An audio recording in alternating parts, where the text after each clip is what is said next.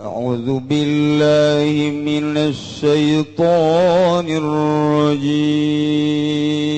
بسم الله الرحمن الرحيم اللهم صل على سيدنا محمد وعلى آل سيدنا Muhammad.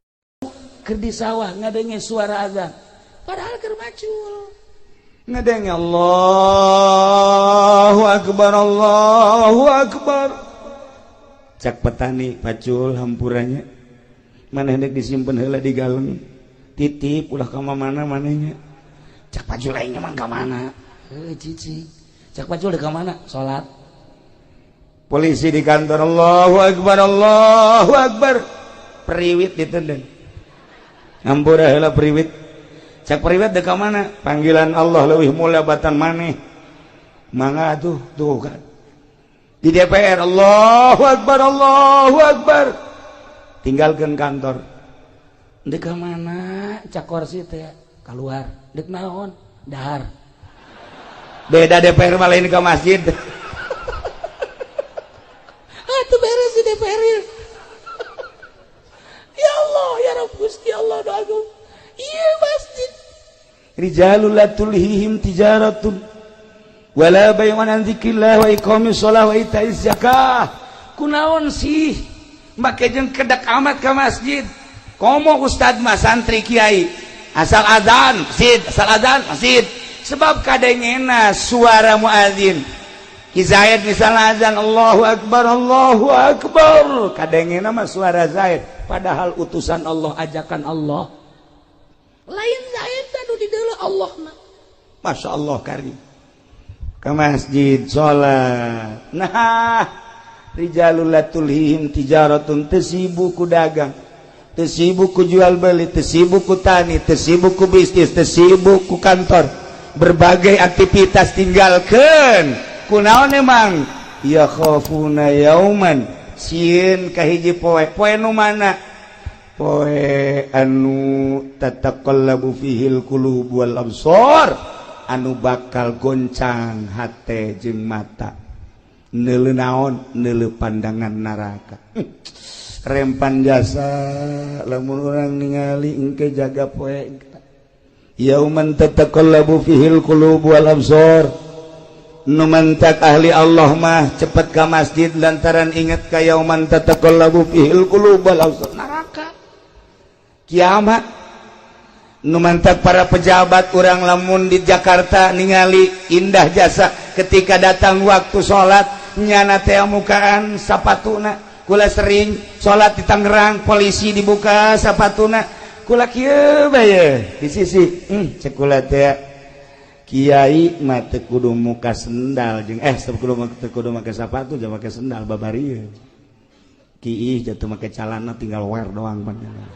babari kan eta mun deki indek naon ge kitu bae meureun maksudna tinggal nyingsatkeun bae tapi lamun neuleuk polisi abri bangga kula mah datang ke masjid asal-asal buka masyaallah ieu lamun eueuh imanan nya moal daek ka masjid aya imanan sanajan di dieuna aya balokan aya bintangan tapi tetep bae awak sakadar awak lah dek disujudkeun ka Gusti Allah pan hebat nah iyalah istimewa jasa kunaon eta polisi nu daek salat inget ka yauman tataqallabu fihil qulub eta abri nu daek salat inget ka yauman tataqallabu fihil qulub eta pedagang nu daek salat inget ka yauman tataqallabu fihil qulub wal absar ngeri engke jaga naon hartina ieu jabatan naon hartina ieu kakayaan naon hartina ieu kemuliaan lamun ke di akhirat ngan sakadar jadi baleum neraka tinggalkeun salat Masya Allah indah jasa tinggal urang ngabebener salatna nu rapi jangan ngabebener salat mal aya di SD pernah di SD di Pagahan salat nu rapi eueuh di SMP beuki eueuh SMK beki tawuran kabelah itu. SMA moal aya sugan di Trisakti aya ngaberesan salat eueuh. Di UGM sugan ngaberesan salat moal aya. Di UIN we di UIN atuh guruna ge guruna teu barisan salat. Maksudna salat nu asli anu tanha anil fahsya'i wal munkar sekedar kukek mah ambal aya salat leuwih. Nah, makana belajarlah salat. Nu rapi di mana belajar salat? Nu rapi eueuh deui di pondok pesantren. Matak lamun jelema geus mondok, geus sorga eta mah geus. Sorga tah mah. Sia di mana ieu kuari belajar? Pondok mana? Pondok pesantren modern apa salap? Salap. Ieu budak mun hayang nyaho ibu-ibu jeung bapak-bapak ka penghuni sorga eta budak santri. Eta budak santri teh penghuni sorga. Eta mun hayang nyaho mun hayang penghuni neraka eta. Nu teu salat. Tuh ieu kuat, gabeberes salat. Dimimiti nyaritakeun caina, kemudian syaratna jeung rukunna, kemudian kabelah dituna terus dirapih datang ka indah. Nu mantap kaya jelema seorang sufi dahar nginum dahar nginum kuari geus eueuh jang dahar. Aya ge hiji-hijina baju dijual kunyana. Saenggeus dijual ayalah nu meuli. Alhamdulillah, pake dahar duit. Ai isukna datang nu meuli nak nganterkeun baju. Cekna Pak Kiai, kula kamari meuli baju ti Pak Kiai, mohon. Ieu mah nak dianterkeun deui. Emang kunaon? Lantaran ieu baju bolong ceknya mantap kulang mah teu narima. Ceurik tak Kiai, ceurik lain lalagaan. Datang ka teu bisa diparepe, ceurik teh ceurik we. Datang ka teh nu meuli Kiai hampura, ieu mah dianterkeun bae tapi duit mah teu kudu dibalikeun. Buki ceurik bae. Cih pan Kiai kudu kumaha ieu? Ceurik. Kiai hampura, ieu mah baju mah cokot bae ku Kiai. Duit nama kajian teh kudu dibalikeun. Beuki ceurik bae. Ditungguan guna nangis aya sajamna kakara kreda. Kiai hampura ieu mah baju lantaran teu kapake ku kula dibalikeun deui ka Kiai. Duitna teh kudu dipulangkeun geus bae ridho. Ceurik deui Kiai. Pan ceurik bae. Iki ceurik bae. Ditanya Kiai, nu mantak ceurik kunaon sih? Lain yang cerikan baju mah dibalikeun deui ka Abah Haji ka dieu dibayar deui insyaallah aya. Keur diridokeun we masalah. Tapi lain eta, naon tuh Kiai? Anu jadi masalah teh ieu urang lamun di akhirat beramal diangsongkeun ka Gusti Allah, ku Gusti Allah dibalikeun ka urang teu ditarima. Percis kos kieu sedih jasa. Baju bae ge baju geus dibeuli dibalikeun deui sakieu sedihna. Kumaha engke lamun di akhirat amal-amal urang salat, urang puasa, urang zakat, urang ngabakti dan lain sebagainya diangsongkeun ka Gusti Allah. Cak Gusti Allah, ieu mah aya cela, aya aib nu kos kieu mah aing teu narima. Los jang sia. Deuk kumaha coba? Teu pernah mikir urang datang ka dinya. Amal urang teh mun dibalikeun deui lantaran cela, pikumahaeun. Nah, kos gitulah ahli Allah mah ceurik teh lain lalegan ceurik. Masya Allah karim. Allahumma ya qadiyal hajat. Allahumma ya qadi. Assalamualaikum warahmatullahi wabarakatuh.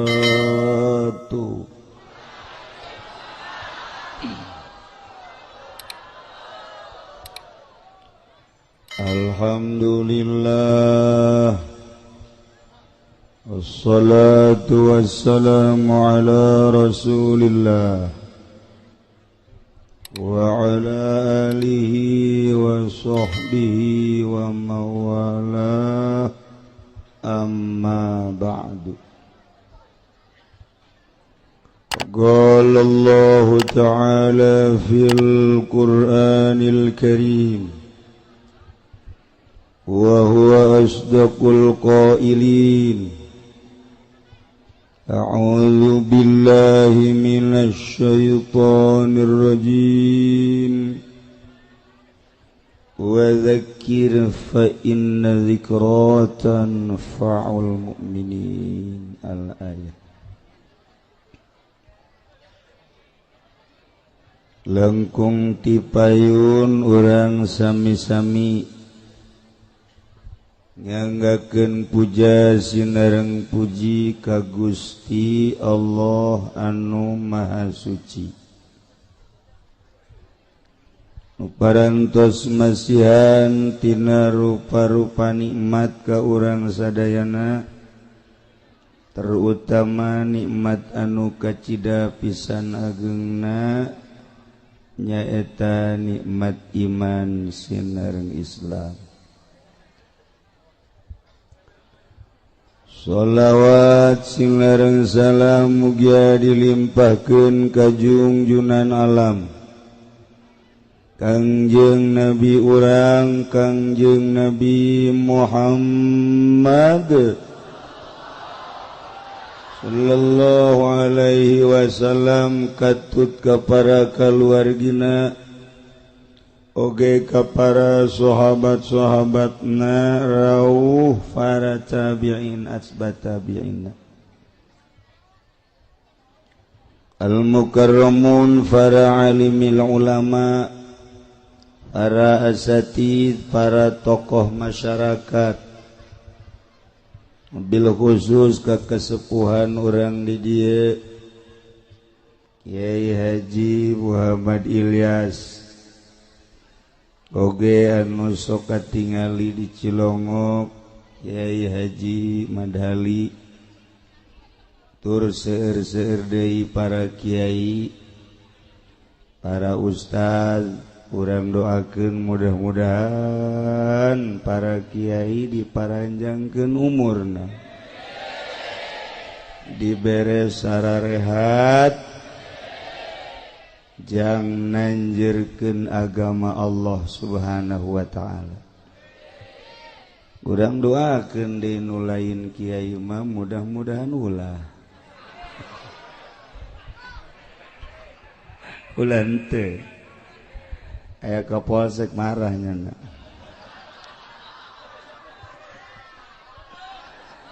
Aratur pemerintahanana, sipilna, militerna, alhamdulillah katingali dina saha loba mengkeluk negara. Mudah-mudahan ku ayana areunjana peduli kana negara. Mudah-mudahan negara jadi bareres. Aya DPR di dieu janggutar atur, aya pacamat di dieu, aya polisi, aya abri. Sebenarna mah geus lengkap, tinggal balalenderna. Nu kadenge ku urang bupati aya, camat aya, lurah ambal aya, polisi loba. Nu kadenge maling malulu di negara. Nu kadenge mah nu kadenge, kabeneran di Bogor mah bupatina keur masantren. Mudah-mudahan keluar di pondok pesantren jadinya jurig. Tapi santri nya nama santri. Orang santri ge wayah maling mah maling bae.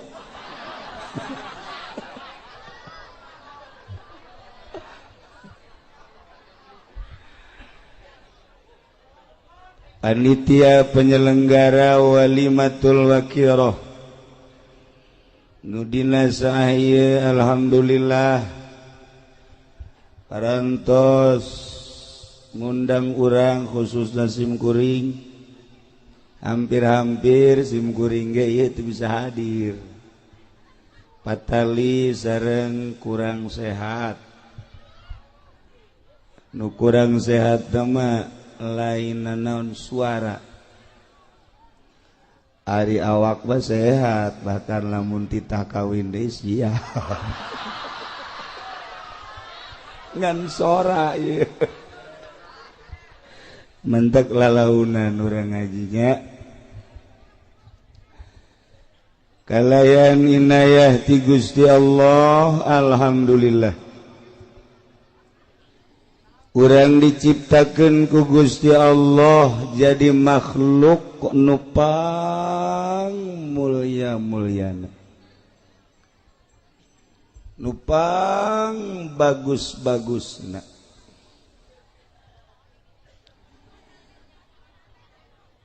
Kamulyaan jeung kabagusan makhluk Allah nu ngaran manusia lantaran didukung ku dua kekuatan anu optimal. Hiji kekuatan fisik, nomor kedua kekuatan ruhani. Lamun manusia geus kabogaan dua kekuatan nu dua eta ngelehkeun malaikat. Kekuatan fisik manusia sangat menonjol. Menonjol dina harti kabagusanana. Resep jasa orang lamun ningali hiji awewe jangkung lenjang putih gelis.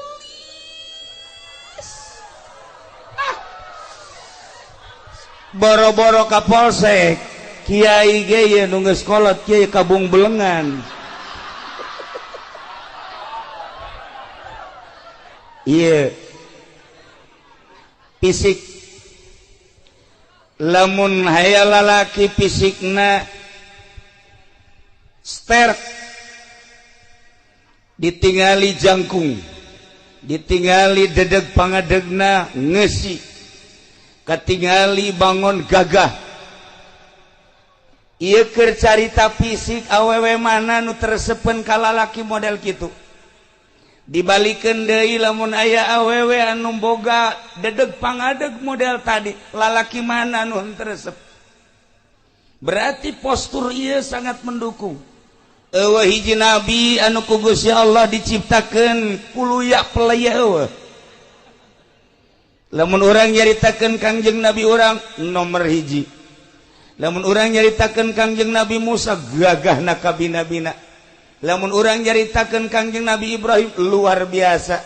Urang nyaritakeun nabi-nabi nu lain, Rasul Allah diutus ka dunia jang dakwah ngajak umat teh nomor kahiji fisikna gagah. Di Indonesia lamun urang boga presiden gagah fisikna. Siapa cok aju seuri bae. Maksudnya lamun diajak perang kamari bae. Misalnya orang boga presiden kos SBY, kemudian SBY ngajak perang, moal dingkekeun deui, siap. Sebab urang geus nyaho dadaekna. Ketika Pak Harto jadi presiden, Pak Harto ngajak perang, siap. Ketika moal diteruskan gue ngomongna. Iya fisik. Sabalikna lamun aya hiji awewe gelis jasa ieu mah ngan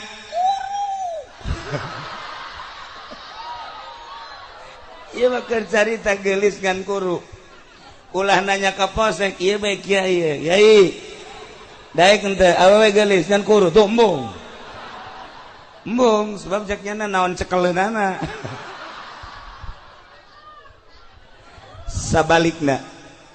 Sabalikna lamun aya lalaki kasep jasa sanggesa kasep sugih jasa ngan bengek kuru jasa ieu mah kasep aya di nyana sugih aya di nyana kuru jasa tanyakeun ka awewe ulah anu ngora anu kolot bae daek tembung cek nyana tu boro-boro jero na luar lagi kos kitu moal daek da ieu fisik. Nu mantak loba urang ngausahakeun fisik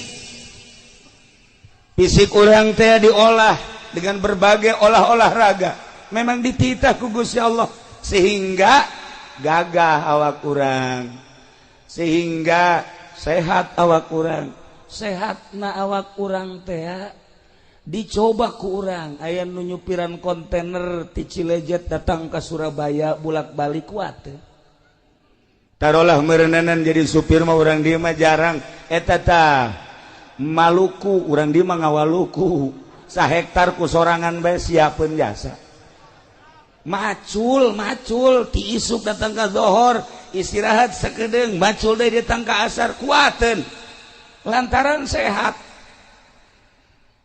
ngandalkeun sehat awak doang tapi ruhani na gering macul mah sahektar kuateun tapi ketika neuleuh masjid nu sakieu hebatna agrengna ngadenge suara azan padahal imahna ngarendeng jeung masjid teu kuateun asup ka masjid teu kuateun Pak Kapolsek aya di dieu soteh lantaran fisikna sehat, ruhanina sehat. Kuari, wallah alam isuk mah. Keur carita ieu mah. Wadieunya na. Tapi lamun urang ngebogaan fisik doang sehat, ruhanina teu sehat. Moal bisa urang ngadengekeun ayat suci Al-Qur'anul Karim.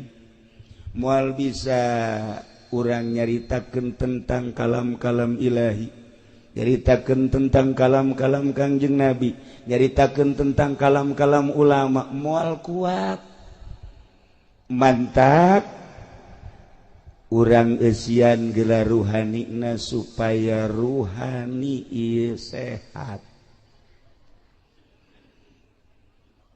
Lamun urang ngabogaan ruhani sehat ditambah ku jasmanina sehat urang Irak titah perang ngalawan Amerika lantaran fisikna jeung ruhna sehat siapeun urang Suriah lantaran sehat fisikna jeung ruhanina ngalawan Amerika siapeun urang Turki ngalawan Amerika siapeun urang Indonesia waktu perang lantaran ngabogaan sehat awak jeung ruhani siap ngalawan Belanda. Kuari lamun urang diserang ku Amerika urang ya kuari diserang ku Amerika nggak bogaan fisik doang ruhani negering moal kuat perang kajen kumaha moal kuat perang emang perang ku senjata aja lain perang mah cek Kangjeng Nabi teh kudu ku keyakinan jeung keimanan jeung keyakinan kakarak perang ngalawan kafir siap urang kuari mah ieu mun ngalawan kafir teu kuat. Moal kuat lantaran ruhanina kanyahoan ruhanina kurang balener lantaran saeutikna nu masantren. Di Indonesia kuari santri lamun dihitung santri salapi ngan saukur 9 juta. Sa-Indonesia santri salapi numurni 9 juta. Sedangkan rakyat Indonesia aya sekian ratus juta teu aya 1% acan tina 250 juta bae heulanan kuaringan saukur 9 juta sabaraha persen tuh kan eta nu 9 juta santri teh nu ngaji satengah 9 juta setengah taruhlah 5 juta nu ngaji 4 juta henteu ngan di pondok doang haju nu ngaji taruhlah merenana nu 3 juta bisa anu 2 juta henteu nu 3 juta bisa ngaji nu ngamalkeun bagi 2 1,5 juta nu ngamalkeun alhamdulillah aya sanggeus jadi kiai boga santri loba aya DPR asup kadinya aya bupati asup kadinya DPR asup ka kiai bupati asup ka kiai camat asup ka kiai gubernur asup ka kiai eta teh hamawereng kiai kaasupan ku hama ulah bangga kiai deket jeung bupati ulah bangga kiai deket jeung gubernur muncan bisa eta teh ternyata horenganan penyakit nu obatna. Nah, ieu santri nu 1,5 juta nu jadi kiai kuari naik panggung hidup rahmat kankernya neta kiai. Jadi tinggal kuari 500 kiai sa Indonesia 500 kiai. Moal kabetrak kuari lamun perang. Moal kabetrak. Nah, gitulah para jamaah kaum muslimin wal muslimat rahimakumullah, dengan dua kekuatan fisik jeung ruhani insyaallah urang bisa wauh jeung Allah, dituduhkeun ku Kangjeng Nabi urang, nu dilanjutkeun ku para sahabat, diteruskeun ku para tabi'in, atba tabi'in, para aulia-aulia Allah, kabelah dieuna ku para kiai-kiai nu geus wauh jeung Allah Subhanahu wa taala. Nu nuduhkeun ka Allah mah kudu jelema nu geus wauh ka Allah. Moal anggeus nuduhkeun politik jelema teu apal politik. Moal beres jelema nungtun ekonomi lamun nyanana teu jaho ka ekonomi. Moal beres jelema nyaritakeun budaya mun jelemana henteu apal budaya. Moal nyaho jelema nungtun ka Allah moal bisa mun encan nyaho ka Allah. Kuari urang neangan penuntun nu nyaho ka Allah hese. Gitulah para jamaah kaum muslimin wal muslimat rahimakumullah. Ketika boga ruh, kemudian ruh urang teu diurus, sanajan awak urang sehat, sanajan awak urang seterek, ketika ruh urang teu diurus, ketika ruh urang teu cager, maka naon hartina ieu boga awak sehat lantaran ruhanina gering. Kanyahoan ruhanina gering kumaha kiai? Kanyahoan ki ruhanina gering mah kieu. Dahar mah gembul, nginum mah loba. Nonton TV ti isuk datang ka zohor kuateun. Tapi ketika aya pangajian heuh aya bae. Ieu rohanina gering. Ketika aya suara azan lain gegeraan ka masjid, ieu rohani gering. Ketika aya siraman-siraman ruhani nyana henteu naon kitu ngaranna mencerna, ieu rohani gering. Lamun ibu boga salakina gagah, fisikna bagus tapi ruhanina ieu teu cager. Ketika ibu dikekepan ku salaki, salakina tilok salat, eta berarti ibu dikekepan ku nu boga ruhani na edan. Lamun ibu boga salaki teu salat, eta rohna edan sebenarnya. Sarua salaki mun boga pamajikan teu salat, eta ge sarua rohna edan. Jadi lamun pada teu salat nu edan jeung nu edan sedeng tong ka situ mah. Oh masalah. Nu edan jeung nu edan. Kula tadi salat maghrib rencanana di dieu lantaran aya tamu heula. Akhirnya setengah genep berangkat sholat di Al-Amjad. Perkiraan kula di Al-Amjad sholat pasti rame. Hiji masjidna agreng, dua di kota. Begitu datang kadinya langsung sawara wurudu, langsung kula naik ka luhur. Imamna suarana bagus, wawuh kula ge imamna. Makmumna dihitung aya genep. Salat maghrib tadi di Al-Amjad genep, imam makmumna genep, jeung imam 7. Masya Allah teu nyampe 10 aja. Ya Allah ya Rabbi, da ieu berarti kan gering eta ruhanina. Lamun urang carita awak supaya sehat gampang. Awak supaya sehat aya dokterna nyaritakeun tentang vitamin, tentang obat dan lain sebagainya. 4 sehat 5 sempurna geus teu aneh deui. Tapi ketika ruhani urang nu gering, ieu kudu ka mana ieu? Awak urang di mana-mana sehat, ngadahar naon bae geungeunah. Ngadahar jeruk karasa mun amis-amis mun hasem-hasem. Ngadahar apel karasa mun amis-amis mun hasem-hasem. Ngadahar sayur dan lain sebagainya sehat karasa ngeunah jeung teu ngeunahna.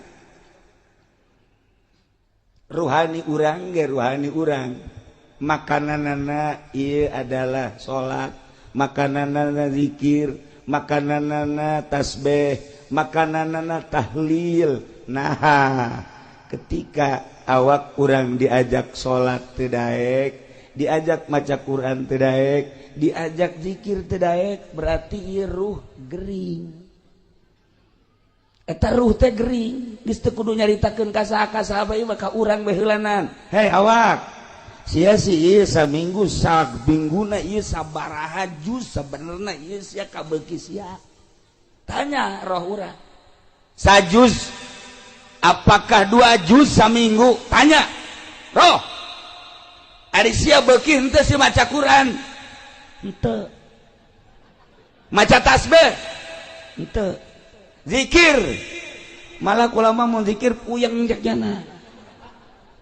Iya berarti roh teh gering. Ahli-ahli Allah kan bakal nyaho. Sakumaha dokter nyahoeun ka jelema. Ieu teh sabenerna mah influenza. Ieu teh gering teh darah tinggi. Ieu teh gering teh kencing manis. Ieu teh gering teh nyahoeun dokter fisik teh. Sarua dokter ruhani ge nyahoeun kana ruh-ruh anu garering nu araredan. Bisa nebak sebenarnya nama misalnya kiai eta si kapolsek rohna edan apa henteu kukula ditelau katebak kukula bae DPR misalnya eta rohna sebenarnya edan gering apakah nyana sehat nyaho kula mah bener kula mah wajon ngomong dalil ka kaler ka kidul ka wetan ka kulon atuh dokter teh nyahoeun ieu gering ieu sehat ieu gering ieu sehat atuh kiai ge nyahoeun ieu mah kiai gering ieu mah kiai sehat atuh nyaho sanajan di kopeahan, di udeng-udengan, gering mah gering bae. Aduh cenah kiai ulah sok kitu, aing mah deuk kitu bae aja.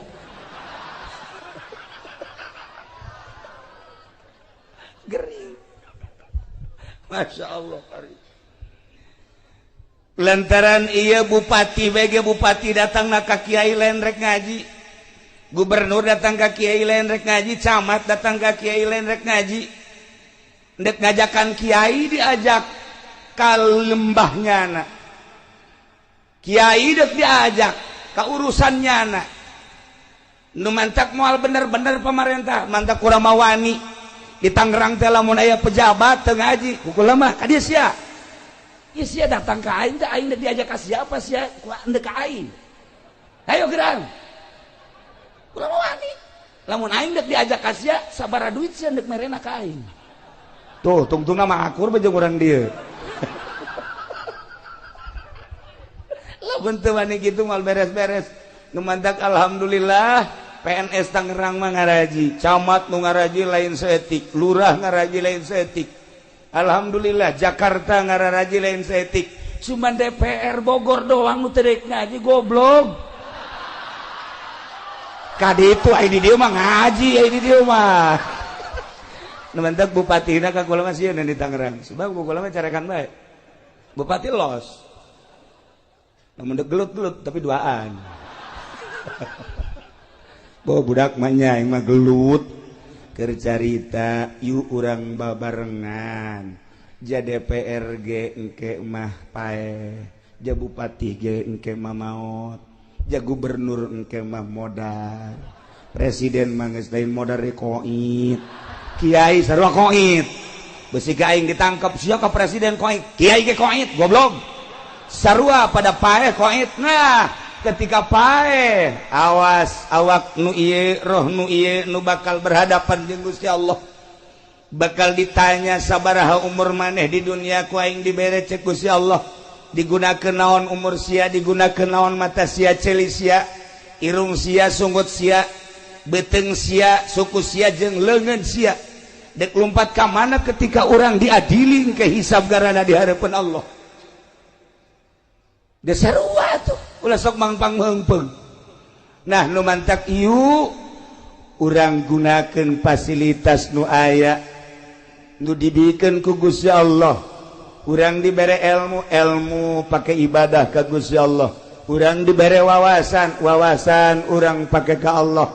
Urang dibere jabatan pakai ke Allah. Urang dibere harta urang pakai ke Allah. Mantak naon jasa rua atuh bakal paeh berhadapan jeung Allah. Mantak wali Allah mah engke berhadapan jeung Allah isin amat maning kuari urang bisakeun berhadapan jeung Allah. Waliullah mah kitu diuli kumaha ye sangkan ke di hareupeun Allah teh aman, kuari bae urang cari aman, menghindar heula ti makhluk dengan modal ilmu, menghindar heula tina dunia lantaran deka Allah. Ketika urang menghindar ti makhluk jeung dunia hiji bae nu ditingali Allah, ketika geus datang ka Allah bakal seuri sorangan, bakal indah hirup. Baheula keur zaman Gus Dur, kuari zaman Habib Lutfi, Habib Ja'far, urang mun ngobrol jeung Habib Lutfi kuari ti mimiti ka harti, datang ka tepati ka harti, datang ka teu ka harti ge ka dituna. Sering datang ka Cilongok ngobrol. Ieu ge marilu tajung nu karya ieu, marilu cenah ge ngobrol. Bangsa setengah jam mah masih ka harti keneh ilu seuring cenah ge hahaha. Naik bae bangsa geus sajam. Nyana geus kikian we isi naon nu diobrolkeun cenah ku kiai. Nyana geus heuai deui, kiai ongko heuai bae tolol. Terus naik asal geus sajam setengah 2 jam we geus kararieu bae. Terus naon nu diobrolkeun. Teu arti. Ju geus beres teh geus beres geus balik ka Habib Lutfi biasa jam 3:30 balik lah. Naranya ka kula, Kiai, ai tadi si obrolan anak harti, ai geus saruan teu. Resep doang resep. Lamun nyaritakeun ayat ti mimiti di nahuan, di bilagahan, datang ke rahasia, datang ke lumpat rahasiana tek tek tek bleu masyaallah. Otak dibere kos kitu ku Gusti Allah. Ya Allah ya Rabb. Baheula keur jeung Gus Dur ketika ngabahas tentang ayat, nyana jago jasa, tak letak plek. Ya Allah ya Rabb. Kitulah ahli-ahli Allah. Nah, para jamaah kaum muslimin wal muslimat rahimakumullah, ialah awak urang nu ku Gusti Allah dibere anugerah seperti kieu contona. Ruhani teu kadeuleu ai lain ku ahli nama. Tapi urang bersyukur roh urang wauheun jeung Allah lantaran urang maca 2 kalimat syahadat, maca kalimatun thayyibah la ilaha illallah. Cukup sakitu ge. Ku maca syahadat, maca la ilaha illallah paeh surga. Beuh mantep biasa.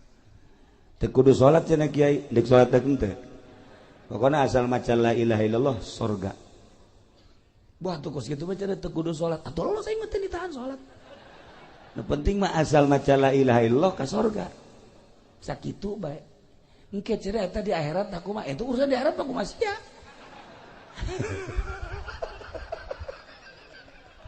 Jatuh bayar aturan-aturan anak.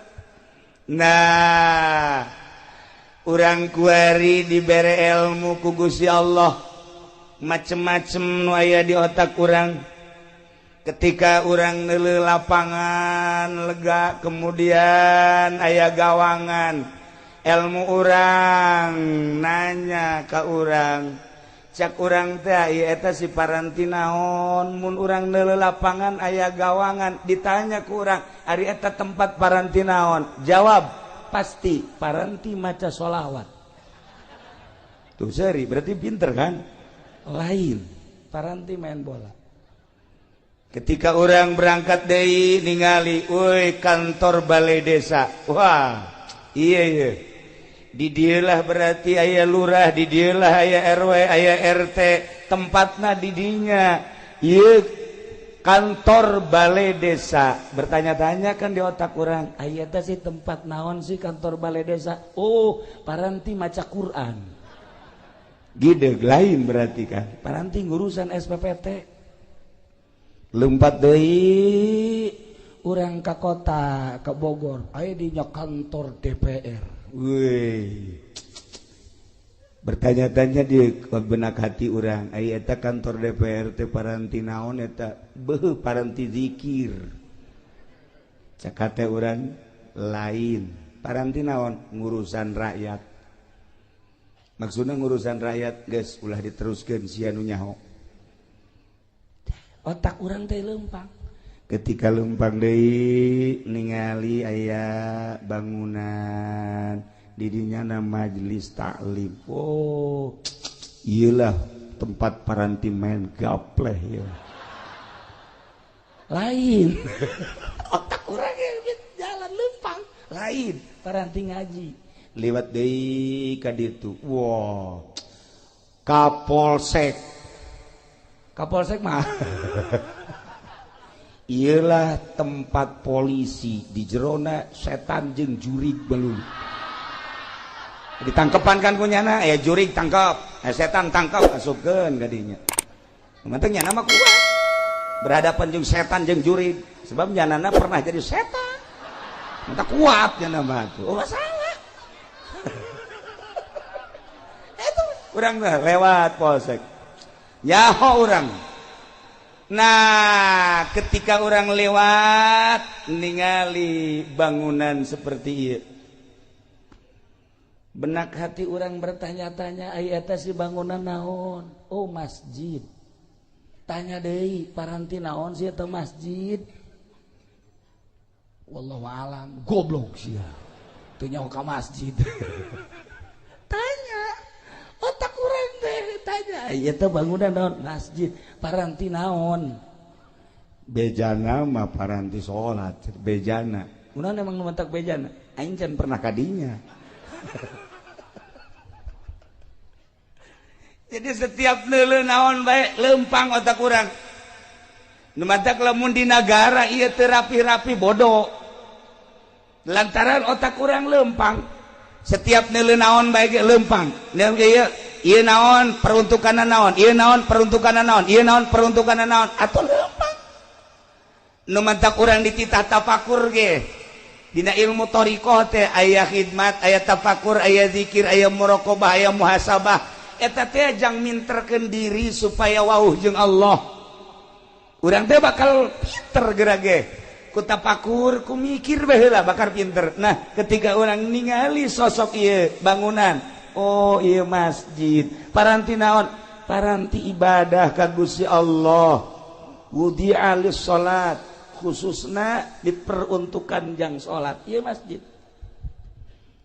nu mantak lain samarangan ieu masjid teh lantaran cek Kangjeng Nabi basyiril masyaina bubunga cek Kangjeng Nabi cek Gusti Allah Muhammad jelema-jelema anu lempang ka mana ilal masajid bubungah naon bubungah ilan nuritam cahaya nu sampurna naon si cahaya nu sampurna jannah surga jelema nu lempang ka masjid bubungah ku anjeun Muhammad eta jelema bakal menang surga masya Allah.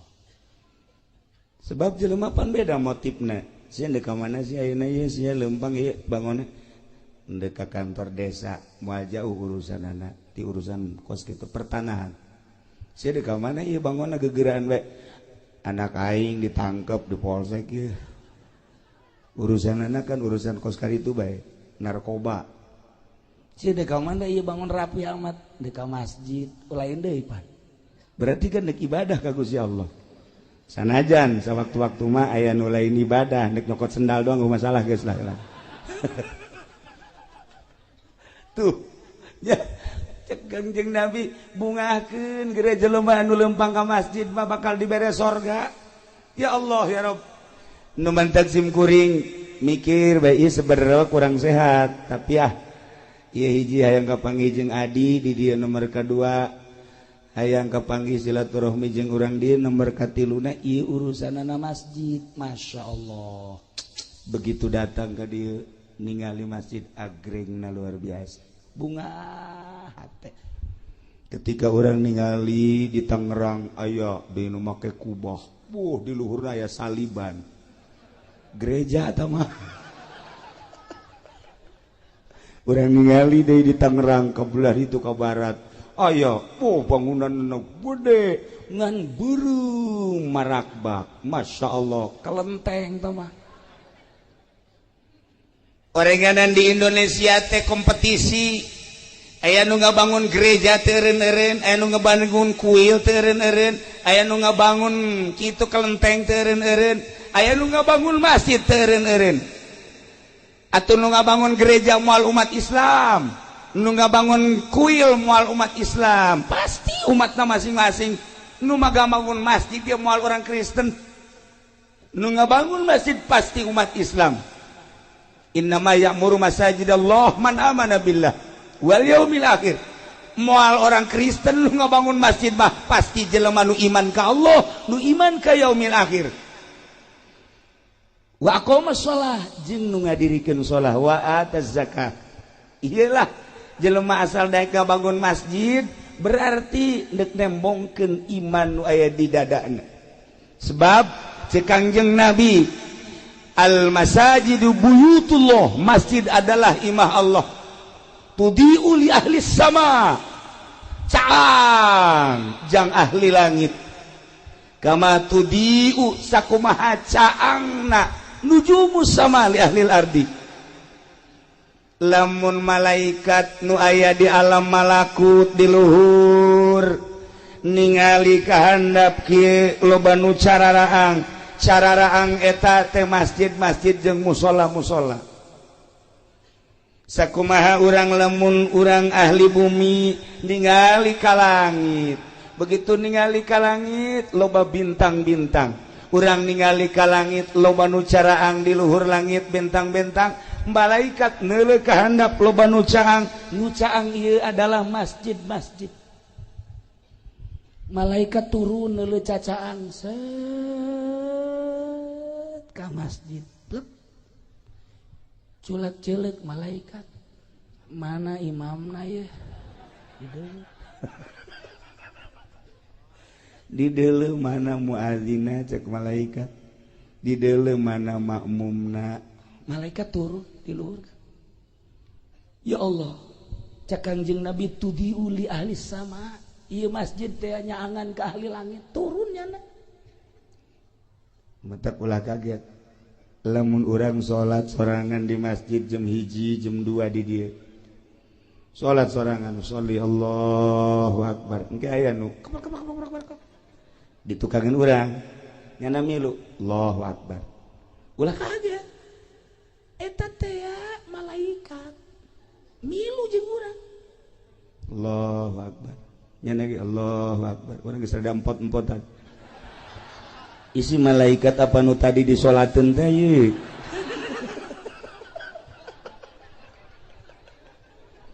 Rempan. Irempan ye.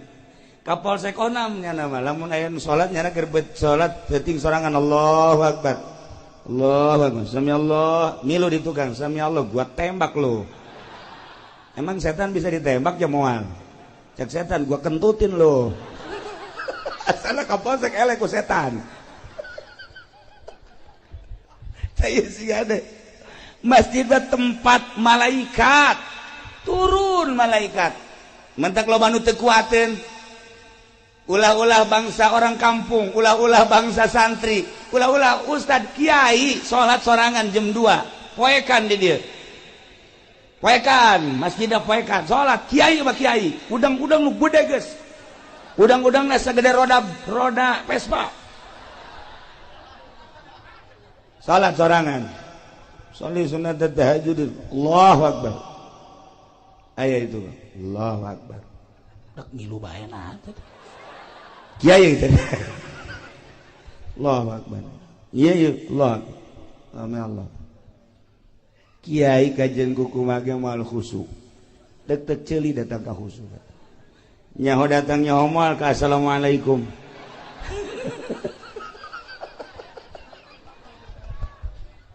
Kunaon eta nu mantak sieun lantaran teu senyawa. Itu mah malaikat makhluk nu halus, makhluk nu lembut, latif, makhluk anu suci nya nama teu pernah maksiat. Urang mah makhluk nu kasar, makhluk anu urang mah murokab, makhluk anu bungkeleukan. Bari jeung urang mah loba maksiat. Ketika urang nu loba maksiat dibarengan dibaturan ku malaikat nu tilok pernah maksiat, mal kuat urang. Mal kuat kajen kumaha ge. Tapi ketika urang nangis teu maksiat, Kangjeng Nabi jol malaikat Jibril wauheun, Kangjeng Nabi Musa jol malaikat Jibril wauheun, Kangjeng Nabi Isa jol malaikat Jibril wauheun. Kitu kene urang lamun geus wau jeung Allah jeung malaikat wau datang malaikat atuh teu sieun teu naon. Sakumaha dukun lantaran jana babarengan jeung jin malah jin diondang pan kunyana.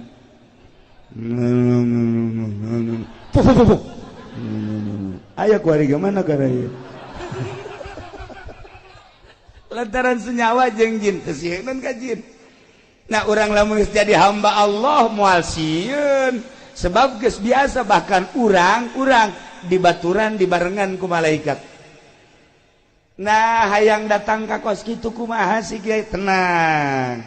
Ieu heulanan ieu teh bentuk bangunan masjid jang paranti ibadah ka Gusti Allah khusus jang ibadah. Nu mantak aya aturan-aturanana di masjid mah nu head teu meunang asup ka masjid, anu boga hadas gede teu meunang asup ka masjid, caritaan dunia teu meunang dibawa ka masjid, lamun dibawa ka masjid dilaknat ku Gusti Allah. Sucikeun masjid mah mantak beda masjid sok kaambeul ku ahli Allah mah. Ya masjid bagus nama tapi ieu rada bau pamarentah ya masjid ieu. Aya duit pajegan ya masjid bangun haridang gajeng kaambeul bae teh ku ahli Allah. Aya masjid murni ti masyarakat saaya-aya tiis masjid teh tentrem. Tapi lamun aya sumbangan ti pamarentah teh nyaritakeun haram jeung teu haramna asal katarajangan duit pamarentah bae masjid mah hareudang dipakena teh endeukna heulai bae. Neangan juru masjid baik atau tihang ye eta masjid teu beres eta atuh aya kitu mah cenah kiai pangnebakeun mah ieu kira-kira na kaambeun teu itu mah rahasia engke bae kula bebejana ka adik kula bae di itu mah henteu cenah kuari bae hayang nyaho ieu apakah aya eueuh duit pamarentahan kaambeun teu ku kiai dijak kaambeun jasa ku aing mah cak kaambeun. Emang teu apa tuh kaambeun. Ya Allah ya Rabbi. Nah, sedengkeun ieu kapal. Ieu masjid bakal jadi kapal jaga di akhirat. Ketika urang dieu engke digiring di mahsyar, saenggeusna digiring ditimbang amal, nu amalna bagus mah langsung sorga. Nu amalna kurang bagus ye cicing heula di sisi neraka. Tegasna cicing di sisi neraka, malaikat nanya, "Hei, urang mana ieu?" Si Lejet. Pimpinan saha? Ki Ilyas. Haji Iim Imadudin. Adik kula. Cek malaikat dia di kamarana cicing di dia, lain ka neraka bae. Embung panas. Atuh geura ka sorga. Teu kadeuleu jembatanna. Atuh sia di kamarana ieu. Nyaho kemana meureun tidinya aya kapal ngung. Nah masjid ternyata bakal jadi kapal aya merekna dirinya kapal naon ngaranna Al-Hijriyah. Wow kapal Al-Hijriyah Cilejet jelema wah aya di panitiana. Tenanglah, teu bisa sembarangan asup. Anu gede. Naon kitu nganyumbangna ti heula. Bangsa nu 100 juta, 50 juta ti heula. Rombongan 10 juta. Masuk. Sada pinuh ta masjid. Rombongan 5 juta. Rombongan 1 juta. Aya ditungtung. Rombongan anu 500 nangkel.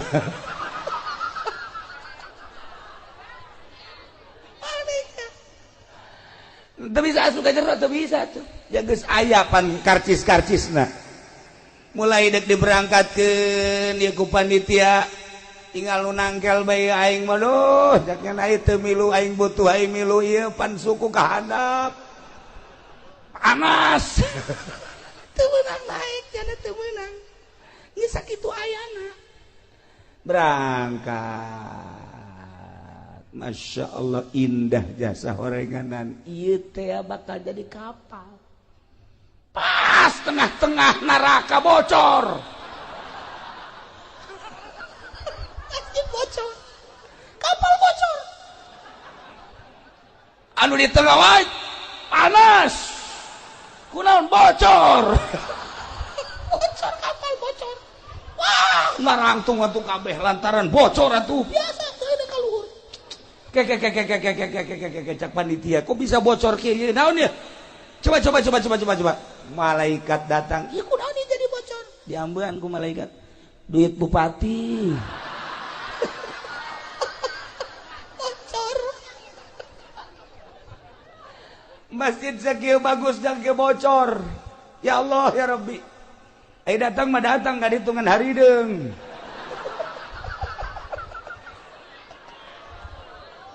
Gusti Allah ragu nah iya urang lamun nyaritakeun padu jadi masjid teh gampang padu indah hagreng gampang tetapi nilai ruhanina lamun manusia aya jasadan aya fisik aya ruhanian buah ge urang mun nyaritakeun buah nu mantak urang titah ngadahar buah lantaran aya ruhanina di dinya teh aya enzim nu aya terkandung di buah ketika ku urang didahar enzim eta lah anu bakal jadi nyehatkeun ka awak urang teu kadeuleu tah mah ruhanina teh tegarana masjid ge sakadar jadi mah gampang bae proposal terus bae diaben-abenkeun tetapi ruhanina masyaallah lamun baheula zaman almarhum abah kula aya tamu ti seberang ti Aceh tamu terus ka Merak ti Merak langsung ti mana ka Merak ti ditu heula ti Bakauni ka Merak ti Merak nyana deuk leumpang ka Cilongo ka abah leumpang begitu leumpang deuk salat ti Merak keneh deuk salat masyaallah ku Gusti dibukakeun hijab asal nyana ka masjid sakitu agrengna masjid kadeleuna loba kotoran tai teu jadi nyana berangkat deui aya mushola bagus begitu asup ka mushola pinuh ku tai terus bae leumpang nyana neangan mushola atau masjid anu suci anu bersih teu aya ayalah nyempil diserang aya masjid mushola nyempil jore begitu asup tah eta mah teu katingali kokotor didinya lah salatnya didinya langsung leumpang deui ti serang terus menuju Cikande kitu bae asal deuk salat ka masjid ka mushola selalu ditembongkeun ku Gusti Allah kotoran-kotoran datanglah ka Tangerang datanglah ka almarhum abah kula nyana nyaritakeun sepanjang Merak Tangerang Serang Tangerang seperti gitulah eta ke zaman harita wallahu alam mun zaman ayeuna aambean ahli Allah geus lain dedengan ahli Allah mah geus lain ku ari mah paronjang-ronjang ancul-anculan hanya sekedar zahir jeung zahir bae ieu lah tepati urusan ruhani lamun kiai ngurusan zahir jeung batin lamun ustad ngurusan zahir jeung batin lamun lurah ngurusan zahir jeung batin lamun pemerintah ngurusan zahir jeung batin jadi titah kapan urang sebagai ulama jeung umaro titah berdampingan lantaran dua sinpani eta beres dua eta beres umat teu beres nu dua eta moal ecreug umat dititah urang teh babarengan asal sahiji haluan ka Allah nu ngatur negara acak-acakan nu ngatur agama moal beres jang pengaturan agama kiai jang pengaturan agama politikus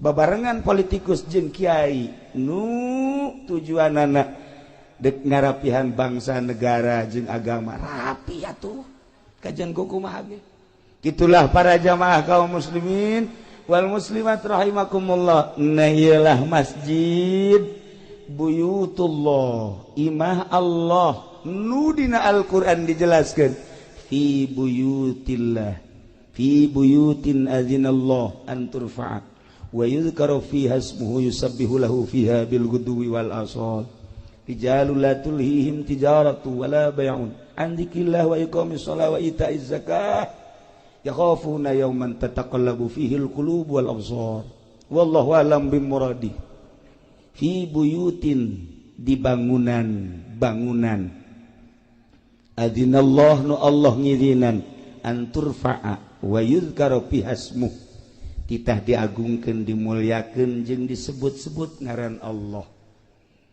Allah teh nyebutkeun hiji bangunan nu silahkeun asma kaula disebut asma kaula ditutur agungkeun bangunan eta mulyakeun bangunan eta jang paranti nyebut asma kaula jang paranti nutur kaula naon eta teh masjid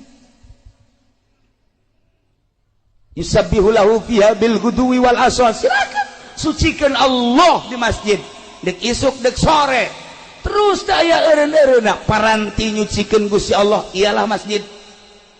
Urang beda wiridan di imah salat urang di imah sholli sunatul hajat Allahu akbar beres ngawirid urang a'udzubillahi minasyaitonir rajim idz qala yusuf li abihi ya abati inni ra'aytu 'ashara sulqaman li sajidin baca 75 tiupkeun ke arah sarwiti fuh urang ngawirid di imah angel kadi ijabah coba di masjid sholli Allahu akbar beres a'udzubillahi minasyaitonir rajim inni ra'aytu idz qala yusuf li abihi ya abati nu kuduna 7 poe sarwiti kakarak daekeun 3 poe geus edan di masjid lain deh. Ternyata ku wiridan di masjid. Dek jadi dek henteu di masjid mah guys. Di masjid. Fi buyutin adzinallah an turfa wa yuzkara fiha ismuhu yusabbihu lahu fiha bil ghudwi wal asal. Saha teh anu kos kitu teh rijalul la tulhihim tijaratu wala bai'un. Jelema-jelema anu henteu disibukeun ku perdagangan, nu henteu disibukeun ku jual beli. Sanajan keur dagang, sanajan keur jual beli, sanajan keur tani, sanajan keur di kantor, ketika ajakan Allah datang, ninggalkeun daganganna, ninggalkeun sawah, ninggalkeun kantor. Rijalul la tulhihim tijaratu wala bai'un an dzikrillah wa iqamis shalah wa ita'iz zakah. Kunaon sih make kos kitu? Keur di sawah ngadenge suara azan. Padahal keur macul. Ngadenge Allahu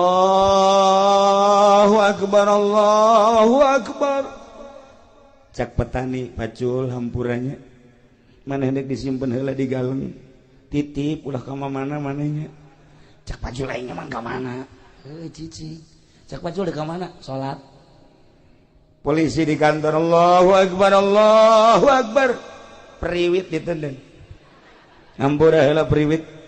Cak periwit dek ka mana? Panggilan Allah leuwih mulia batan maneh. Mangga tuh kan. Di DPR Allahu akbar. Tinggalkeun kantor. Dek ka mana? Cak kursi teh keluar. Dek naon? Dahar. Beda DPR mah lain ka masjid. Atuh beres di DPR. Ya Allah, ya Rabb Gusti Allah doaku. Iya masjid. Rijalul la tulhihim tijaratun wala bai'un an dzikrillah wa iqamis shalah wa ita'iz zakah. Kunaon sih make jeung kedak amat ka masjid? Komo ustad mah santri kiai asal azan masjid. Sebab kadengena suara muadzin Zaid misalnya azan Allahu akbar kadengena mah suara Zaid padahal utusan Allah ajakan Allah lain Zaid anu di deuleu Allah mah Masya Allah karim ke masjid sholat nah rijalul la tulhihim tijaratun tesibu ku dagang tesibu ku jual beli tesibu ku tani tesibu ku bisnis tesibu ku kantor berbagai aktivitas tinggalkeun kunaon emang ya khafuna yauman sieun kahiji poe nu mana poe anu tataqallabu fihil qulub wal absar anu bakal goncang hate jeung mata neuleuh naon neuleuh pandangan neraka rempan jasa lamun urang ningali engke jaga poe yauman tataqallabu fihil qulub wal absar numantak ahli Allah mah cepat ke masjid lantaran ingat ka yauman tataqallabu fihil qulub wal absar neraka kiamat. Numantak para pejabat urang lamun di Jakarta ningali indah jasa ketika datang waktu sholat nyana teh mukaan sapatuna kula sering sholat di Tangerang polisi dibuka sapatuna kula kieu bae di sisi cek kula teh kiai mah teu kudu muka sendal jeung teu kudu make sapatu jeung make sendal babari kieu jatuh make calana tinggal wear doang panjang babari kan. Eta mun deki indek naon ge kitu bae meureun. Maksudna tinggal nyingsatkeun bae. Tapi lamun neuleuk polisi abri bangga kula mah. Datang ka masjid asal-asake buka masyaallah. Ieu lamun eueuh imanan nya moal daek ka masjid aya imanan. Sanajan di dieuna aya balokan, aya bintangan tapi tetep bae awak sakadar awak lah dek disujudkeun ka Gusti Allah pan hebat. Nah iyalah istimewa jasa kunaon eta polisi nu daek salat inget ka yauman tataqallabu fihil qulub eta abri nu daek salat inget ka yauman tataqallabu fihil qulub eta pedagang nu daek salat inget ka yauman tataqallabu fihil qulub wal absar ngeri engke jaga naon hartina ieu jabatan naon hartina ieu kakayaan naon hartina ieu kemuliaan lamun ke di akhirat kan sakadar jadi beuleum neraka tinggalkeun salat masyaallah indah jasa tinggal urang ngabebener salatna nu rapi jangan ngabebener salat mal aya di SD pernah di SD di Pagahan salat nu rapi eueuh di SMP beuki eueuh SMK bagi tawuran kabelah itu SMA moal aya sugan di Trisakti aya ngaberesan salat di UGM sugan ngaberesan salat moal aya di UIN atuh guruna ge guruna teu barisan salat maksudna salat nu asli anu tanha anil fahsya'i wal munkar sekedar kuka mah ambal aya salat leuwih nah makana belajarlah salat nu rapi di mana belajar salat nu rapi eueuh deui di pondok pesantren madak lamun jelema geus mondok geus sorga we tah geus sorga tah mah sia di mana ya kuari belajar pondok mana pondok pesantren modern apa salap ieu budak mun hayang nyaho ibu-ibu jeung bapak-bapak ka penghuni sorga eta budak santri teh penghuni sorga eta mun hayang nyaho mun hayang penghuni neraka eta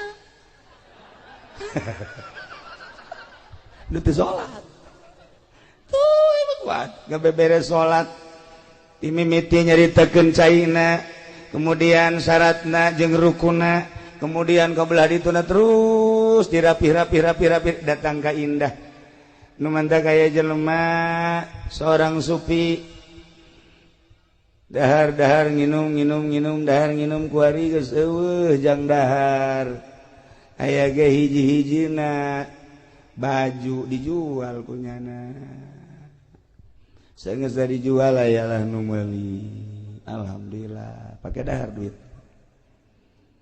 ai isukna datang nu meuli nak nganterkeun baju cekna Pak Kiai kula kamari meuli baju ti Pak Kiai mohon ieu mah nak dianterkeun deui emang kunaon lantaran ieu baju bolong cekna mentek kula mah teu narima ceurik tak Kiai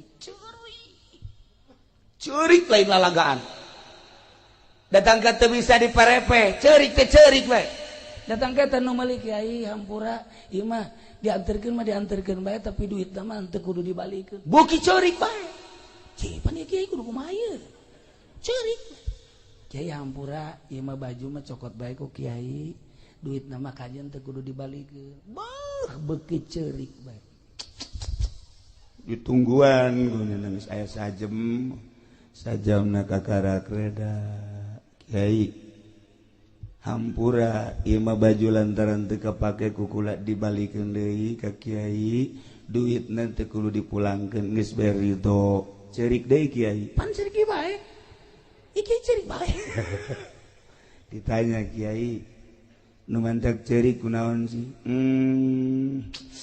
lain yang cerikan baju mah dibalikan deui ka Abah Haji ka dieu dibayar deui insyaallah aya keur diridokeun we masalah tapi lain eta naon tuh Kiai anu jadi masalah teh ieu urang lamun di akhirat beramal diangsongkeun ka Gusti Allah ku Gusti Allah dibalikeun ka urang teu ditarima percis kos kieu sedih jasa baju bae ge baju geus dibeuli dibalikeun deui sakieu sedihna kumaha engke lamun di akhirat amal-amal urang salat, urang puasa, urang zakat, urang ngabakti dan lain sebagainya diangsongkeun ka Gusti Allah. Cak Gusti Allah, ieu mah aya cela, aya aib nu kos kieu mah aing teu narima. Los dang sia. Deuk kumaha coba? Teu pernah mikir urang datang ka dinya. Amal urang teh mun dibalikeun deui lantaran cela, pi kumahaeun?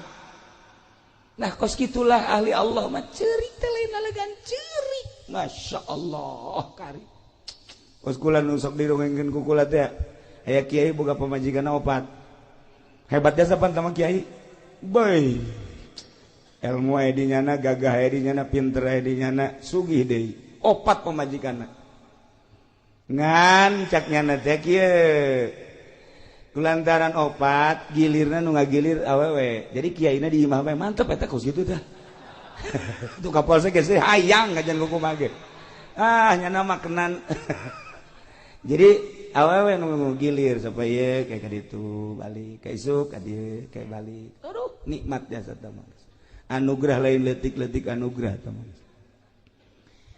barang peuting ieu teu datang nu kolot ceukna ieu datang nu kolot pre malem ieu geus aing lah isu penting nu kadua datang deui bae ceu datang katilu penting nu katilu teu datang deui bae kaopat penting nu kaopat teu datang deui bae je cek kiai opat ku opat mah hiji-hiji acan kumaha oreng ye si cegan nah kebenaran di lembur eta anu ngariung nyana nyarita kan ngaranna ge kiai dibere waktu dulur-dulur sadaya geus beres da ngariung nya nyaritakeun kepentingan nu boga imah nyana nyarita urang lamun boga pamajikan kemudian pamajikan ngaladenan urang eta teh sarua jeung ngabunuh Yahudi 70 ganjaranna kumaha jasa sakali deui lamun pamajikan ngaladenan salaki sarua jeung ngabunuh Yahudi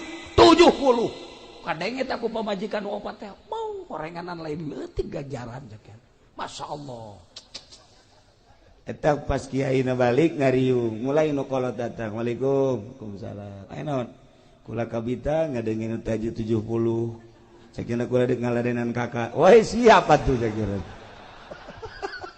der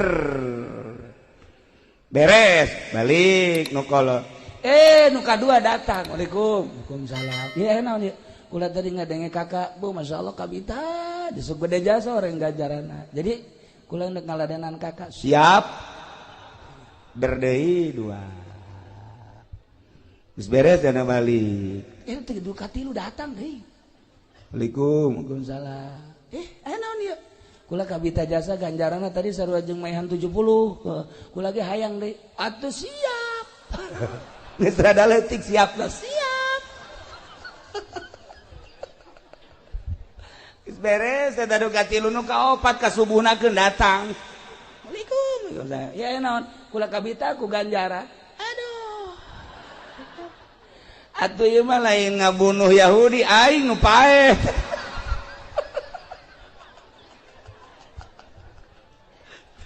ta eta kos karar itu ganjaran mah ganjaran bae budak atuh aing isuk digotong ka rumah sakit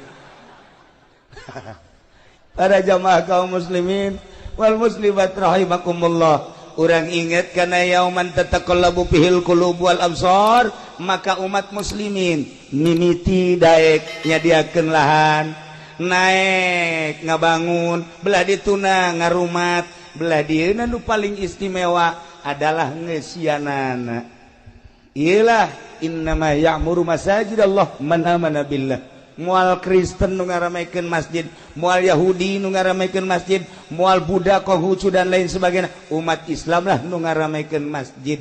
Tetapi ngaramekeun masjid mah butuh ruhani. geus lamun ruhani na edan tetep bae moal rame ieu masjid. Nu ngaramekeun masjid anu ruhani na cager, maka jangan ramekeun masjid ruhani na tingkatkeun. Cara ningkatkeun ruhani ialah di pondok pesantren. Lamun ibu bapak geus karolot ku arieu geus karolot, harepan jang mondok anak engke pondokkeun. Anak geus eueuh incu. Indah jasa ke lamun di akhirat ibu anak nama santren saenggeusna ditimbang amal ibu kurang bagus amalna engke bisa ditulungan ku anak lantaran anak teh jadi waladun sholih. Gitulah para jamaah kaum muslimin wal muslimat rahimakumullah. Nailah sosok bangunan masjid sanajan dibangun sarua material tina bata, besi, semen, pasir jeung sajabana, tetapi setelah jadi masjid berbeda, jeung kantor DPR berbeda, jeung kantor bupati berbeda, jeung kantor balai desa berbeda, jeung nu sejen-sejen lantaran peruntukanana ieu mah adalah fi buyutin adzinallah an turfa wa yuzkara fiha ismuh. Nah, gitulah para jamaah kaum muslimin wal muslimat rahimakumullah. Yuk urang tegeran ieu masjid, jang negeran masjid lain sakadar fisikna tapi ruhanina. Ketika ruhani urang geus mantep cicing di masjid kajen kukumaha ge betah bae. Nu mantep teu betah cicing di masjid lantaran ruhanina urang kurang sehat. Sehatkeun ruhani urang melalui pengajian-pengajian di pondok-pondok pesantren, anak urang pesantrenkeun jang ngebangun kelanjutan di negara urang di bidang agama. Itulah para jamaah kaum muslimin wal muslimat rahimakumullah. Apunten tina samudaya kalepatan sareng kakiranganana, mobil khusus pisan ka para inohong-inohong ti kabupaten oge ka para kiai-kiai sateacan urang itu naon selesai urang ngadoa heula ka Gusti Allah. Allahumma shalli wa sallim ala sayyidina Muhammadin fil awwalin wal akhirin wa barik wa sallim wa radiyallahu ta'ala an sadatina ashabi sayyidina Rasulillah ajma'in. Amin ya Allah ya rabbal alamin. Allahumma arham ummat sayyidina Muhammad. Allahumma ajbur ummat sayyidina Muhammad. Allahumma aslih ummat sayyidina Muhammad. Allahumma farrijan ummat sayyidina Muhammadin sallallahu alaihi wasallam. Allahumma anfa'na bima 'allamtana wa 'allimna ma yanfa'una wa zidna ilman wa yaqinan wa zidna ilman wa yaqinan wa zidna ilman wa yaqinan walhamdulillahi ala kulli hal wa na'udzu billahi min kulli hali ahli an-nar. Allahumma hdina siratal mustaqim. Allahumma hdina siratal mustaqim. Allahumma hdina siratal mustaqim. Siratal ladzina an'amta 'alaihim minan nabiyyin wasiddiqin wasyuhada'i wassalihin wa hasuna ulaika rafiqa. Dzalikal fadlu minallahi wa kafa billahi 'alima. Wa shalli wa sallim ala jami'il anbiya'i wal mursalin walhamdulillahi rabbil alamin. Apunten tina samudaya kalepatan sareng kakiranganana sakitu pihatur tisim kuring wallahul muwaffiq ila aqwamit thoriq. Wassalamualaikum warahmatullahi wabarakatuh.